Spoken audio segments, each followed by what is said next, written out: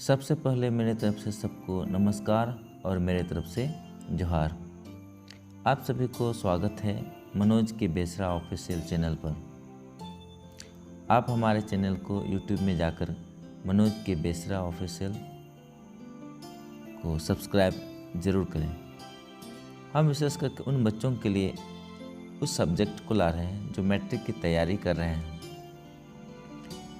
मैं class 10th का इतिहास का आप इनको बार बार देख करके लगन और प्रयासों के साथ आप एग्ज़ाम की तैयारी कर सकते हैं। चलिए चलते हैं इस वीडियो में अगले क्वेश्चन की और पहला अभ्यास में है यूरोप में राष्ट्रवाद। यूरोप में राष्ट्रवाद। मैं फिर से यूरोप में राष्ट्रवाद की चैप्टर से फिर से दोबारा लेकर आया हूँ। इटली के एकीकरण का मसीहा किसे कहा जाता है? ऑप्शन नंबर ए मैजनी को। ऑप्शन नंबर ए किसको? मैजनी को। दूसरा क्वेश्चन, गैरीवाल्डी पेशे से क्या थे? गैरीवाल्डी पेशे से एक नाविक थे।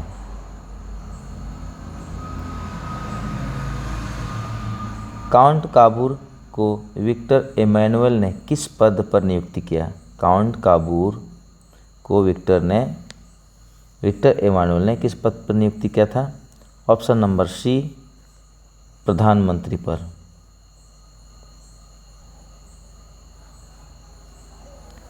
जर्मनी एवं इटली के एकीकरण के समय फ्रांस का शासक कौन था? जर्मनी एवं इटली के एकीकरण के समय फ्रांस के शासक कौन थे?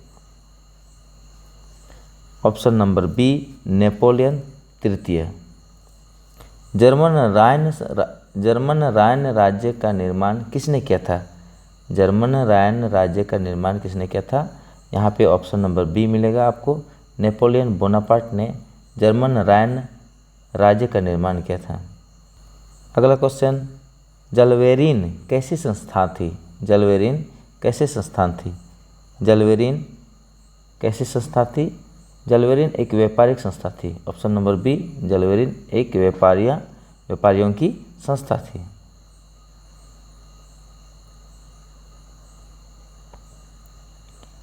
रक्त एवं लोहे की नीति का अवलंबन किसने किया था?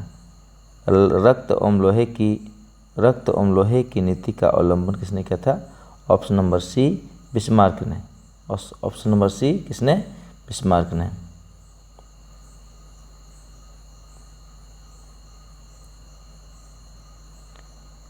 फ्रैंकफर्ट की संधि कब हुई? फ्रैंकफर्ट की संधि कब हुई? ऑप्शन नंबर डी 1871 ईस्वी में। फ्रैंकफर्ट की संधि कब हुई? ऑप्शन नंबर डी 1871 ईस्वी में। मैंने पिछले वीडियो में डाला था, उसमें हमने गलती से ऑप्शन नंबर सी डाल दिया था। कहने का मतलब 1870 डाल दिया था। तो 1870 ना होकर के आपका 1871 होगी। 1871 होगी।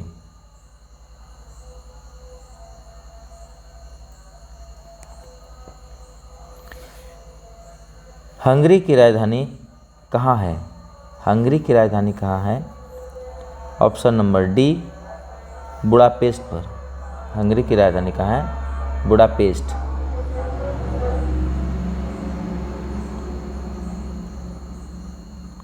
चार्टिस्ट आंदोलन कहाँ हुआ? चार्टिस्ट आंदोलन कहाँ हुआ? ऑप्शन नंबर डी लंदन में। चार्टिस्ट आंदोलन कहाँ हुआ? ऑप्शन नंबर डी लंदन में। यूनान को एक स्वतंत्र राष्ट्र कब घोषित किया गया? यूनान को एक स्वतंत्र राष्ट्र कब घोषित किया? ऑप्शन नंबर बी 1832 ईस्वी में। ऑप्शन नंबर बी 1832 ईस्वी में। कार्बोनरी संगठन किस वर्ष हुआ? कार्बोनरी संगठन किस वर्ष हुआ? तो कार्बोनरी संगठन किस वर्ष हुआ ये हम जानेंगे। ऑप्शन नंबर सी आपका 1810 ईस्वी में। 1810 ईस्वी में कार्बोनरी संगठन हुआ था। एड्रियानोपुल की संधि कब हुई थी? एड्रियानोपुल की संधि कब हुई थी? ऑप्शन नंबर बी 1829 ईस्वी को। कब? 1829 ईस्वी को। यहाँ पे हम देखेंगे क्या 1829 की एड्रियानोपुल की संधि तुर्की तथा यूनान के बीच हुई थी? किसके बीच? तुर्की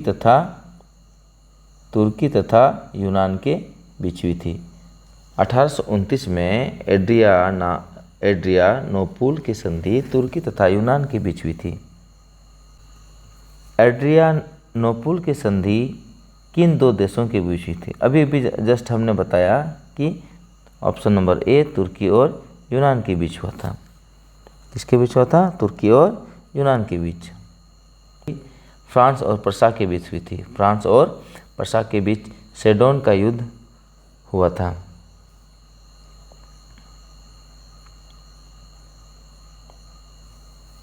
अगला क्वेश्चन, किस देश का हंगरी पर पूर्ण आधिपत्य था? किस देश का हंगरी पर पूर्ण आधिपत्य था? ऑप्शन नंबर बी आप देख सकते हो, हंगरी पर ऑस्ट्रिया का पूर्ण आधिपत्य था। अगला क्वेश्चन, सेल्सविग और हेल्स्टाइन का संबंध किस देश के एकीकरण से है? सेल्सविग और हेल्स्टाइन का संबंध किस देश के एकीकरण से है? ऑप्शन नंबर ए जर्मनी के साथ। किसके साथ? जर्मनी के साथ एकीकरण हुआ था। अगला क्वेश्चन, सन 1870 में फ्रांस और प्रशा के बीच युद्ध कहाँ हुआ? सन 1870 में फ्रांस और प्रशा के बीच युद्ध कहाँ हुआ? ऑप्शन नंबर ए आपका सेडोन में हुआ था। सन 1870 में फ्रांस और प्रशा के बीच युद्ध सेडोन में हुआ था।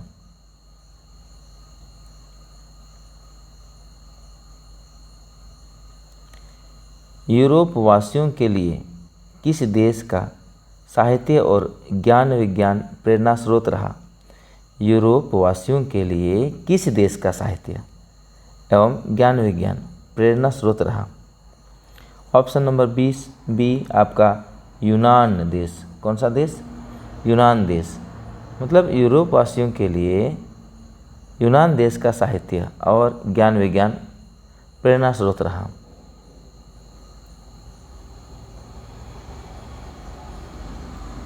युवा इटली यंग इटली संस्था का गठन किसने किया था?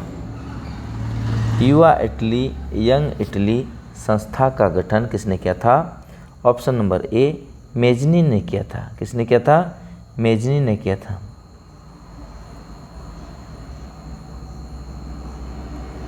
अगला क्वेश्चन, बिस्मार्क निम्न में से क्या था? बिस्मार्क निम्न में से क्या था? क्या वो कवि था, नाटककार था, संगीतज्ञ था या फिर कूटनीतिज्ञ था? बिस्मार्क वास्तव में एक कूटनीतिज्ञ था।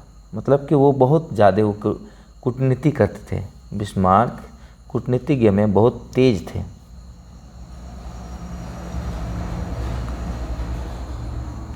अगला क्वेश्चन, सार्डिनियो पिडमाउंट का शासक कौन था? सार्डिनिया पिडमाउंट का शासक कौन था? सार्डिनिया पिडमाउंट का शासक कौन था? तो ऑप्शन नंबर सी आप देख सकते हो, विक्टर एमेनुअल।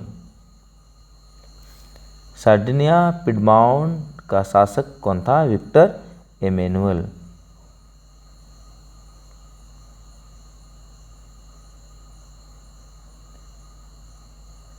यूनानी स्वतंत्रता आंदोलन के दौरान कौन ब्रिटिश कवि शहीद हुए? यूनानी स्वतंत्रता संग्राम के दौरान कौन ब्रिटिश शहीद हुए? Option number A Lord Byron. यूनानी स्वतंत्रता आंदोलन के दौरान कौन ब्रिटिश कवि शहीद हुआ?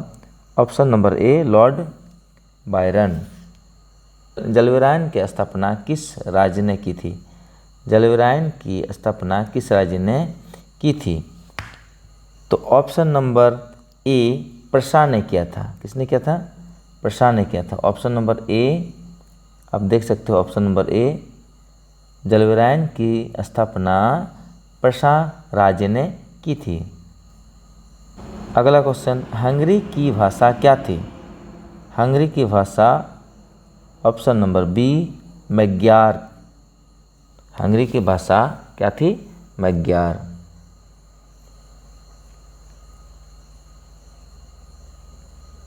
अगला क्वेश्चन, यूनान के स्वतंत्रता संग्राम में किसका पराजय हुई? यूनान की स्वतंत्रता संग्राम में किसकी पराजय हुई? ऑप्शन नंबर बी तुर्की की। किसकी पराजय हुई? तुर्की की पराजय हुई।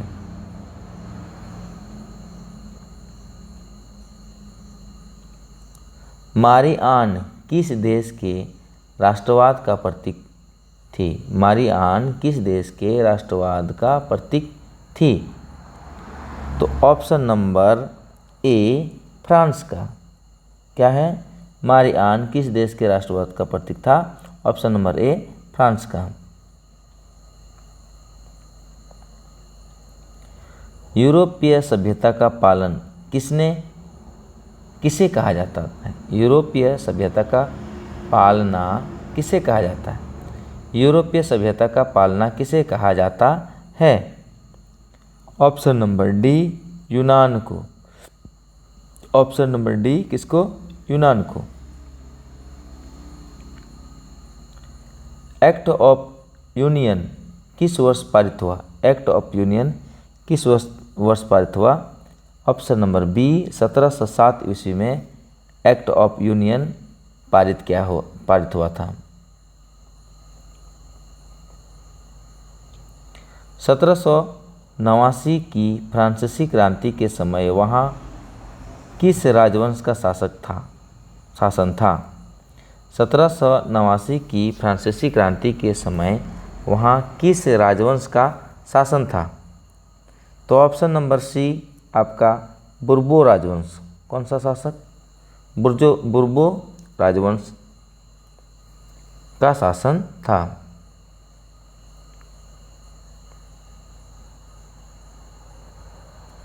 नेपोलियन संहिता मतलब नेपोलियन कोड किस वर्ष लागू हुआ? नेपोलियन संहिता यानी नेपोलियन कोड किस वर्ष लागू हुआ? ऑप्शन नंबर डी 1804 ईस्वी में लागू किया गया था, है ना। मतलब कि नेपोलियन कोड कब लागू किया गया था? 1804 ईस्वी में। फ्रांस और प्रसा के बीच हुई थी। फ्रांस और प्रसा के बीच सेडोन का युद्ध हुआ था।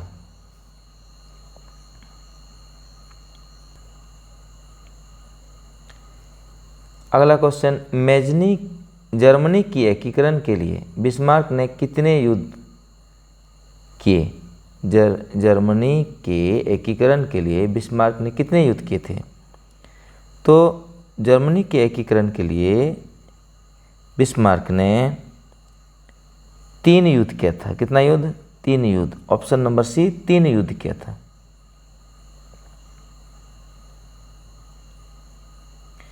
वियना कांग्रेस में कौन राष्ट्र सम्मिलित नहीं था? वियना कांग्रेस में कौन सा राष्ट्र सम्मिलित नहीं था? Option number D Germany. Vienna Congress में कौन सा राष्ट्र सम्मिलित नहीं था? ऑप्शन नंबर डी जर्मनी शामिल नहीं था। अगला क्वेश्चन, इटली तथा जर्मनी वर्तमान में किस महादेश के अंतर्गत आते हैं? इटली तथा जर्मनी वर्तमान में किस महादेश के अंतर्गत आते हैं? ऑप्शन नंबर सी आपका यूरोप महादेश के अंतर्गत आते हैं।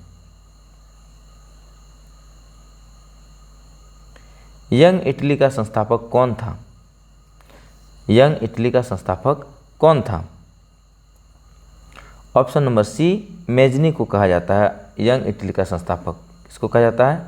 मेजनी को। ब्रेस्ट लिटोव्स्क की संधि किन देशों के बीच हुई? तो ऑप्शन नंबर ए आपका रूस और जर्मनी के साथ हुआ। किसके साथ हुआ?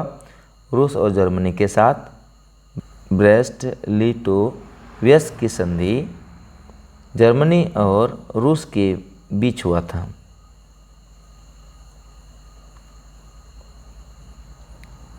पर्सा का शासक कौन था? पर्सा का शासक कौन था? ऑप्शन नंबर डी, विलियम प्रथम। कौन था? पर्सा का शासक कौन था? विलियम प्रथम।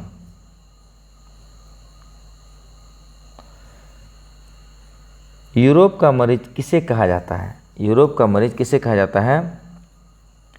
ऑप्शन नंबर सी, तुर्की को। यूरोप का मरीज किसे कहा जाता है? ऑप्शन नंबर सी, तुर्की को।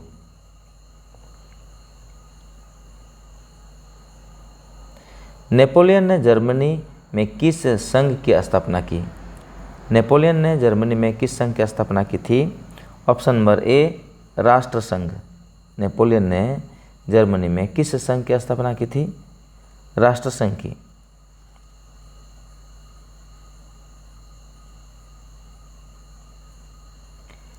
किस संधि द्वारा स्वतंत्र न्याय राष्ट्र की स्थापना हुई?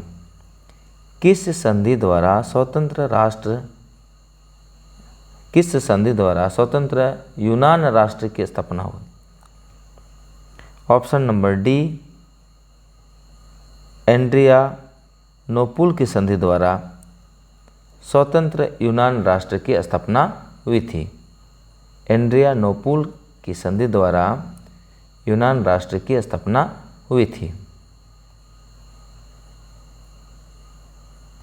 यंग यूरोप 1834 की स्थापना किसने की थी?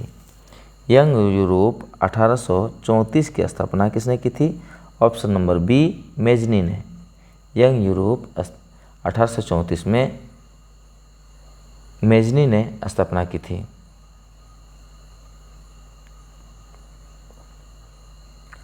सोडावा का युद्ध किन किन देशों के बीच हुआ था? सोडावा का युद्ध किन किन देशों के बीच हुआ था? ऑप्शन नंबर डी, ऑस्ट्रिया और प्रशा के बीच। ऑस्ट्रिया और प्रशा के बीच। मेटरनिक कौन था? मेटरनिक कौन था? मेटरनिक ऑस्ट्रिया का एक चांसलर था। ऑप्शन नंबर ए, ऑस्ट्रिया का कौन था? चांसलर।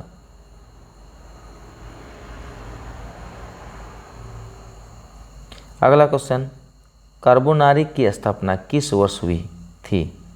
कार्बोनारी की स्थापना किस वर्ष हुई थी? ऑप्शन नंबर ए, 1810 ईस्वी में। कब? 1810 ईस्वी में।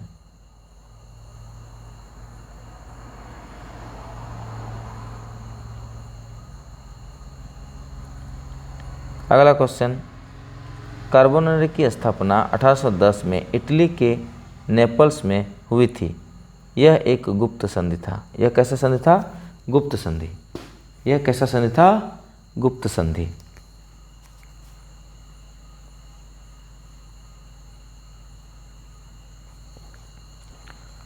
अगला क्वेश्चन, 1830 की क्रांति के बाद फ्रांस में किस प्रकार का शासन स्थापित हुआ? 1830 की क्रांति के बाद फ्रांस में किस प्रकार का शासन स्थापित हुआ? ऑप्शन नंबर डी, संवैधानिक राजतंत्र। संवैधानिक राजतंत्र शासन स्थापित हुआ।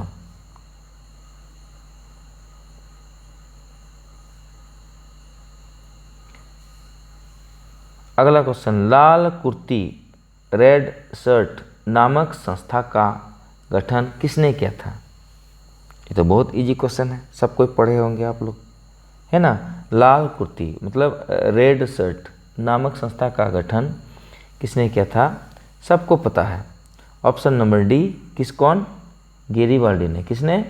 गेरिबाल्डी ने।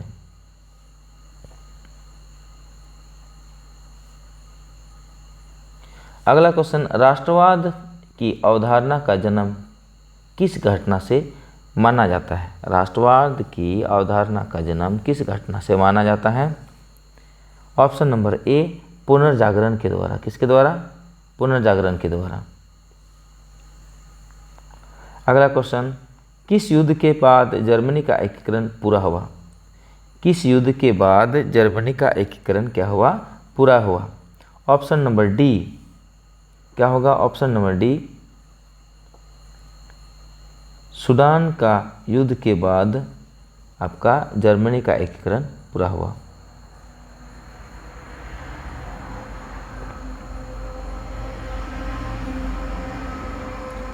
अगला क्वेश्चन, रक्त और लौह की नीति का अवलंबन किसने किया?